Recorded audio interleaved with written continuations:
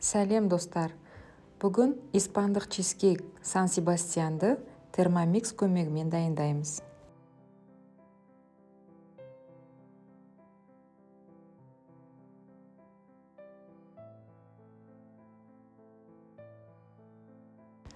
Алдымен қант пудрасын дайындаймыз. 140 грамм қантты 10 секунд 10 жылдамдықта ұнтақтап аламыз. 540 грамм сүзбелі ірімшікті салып, 3 жылдамдықты қосып қоямыз. 4 жұмыртқаны біртіндеп саламыз.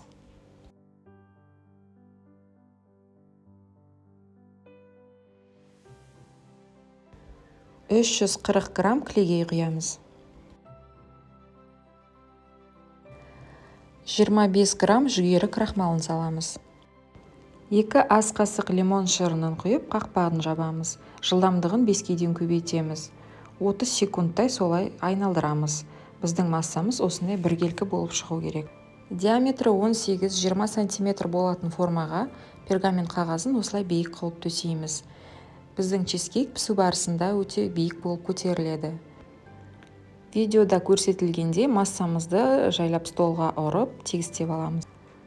230 градус пеште 30 минуттай пісіріп аламыз. Дайын болған чизкейктің беті осылай қоңырайып тұрады. Бөлме температурасында әбден салқындатып, тоңазытқышта 2-3 сағаттай салқындатамыз. Тоңазытқыштан шыққан чизкейкті формадан шығарып, бетіне ерітілген шоколад жағамыз. Жасалу жолы өте оңай, дәмі тіл үйрет. Менің видеом сіздерге ұнаса, лайк қойып арнама тіркелуді ұмытпаңыздар. Шайларыңыз тәтті болсын.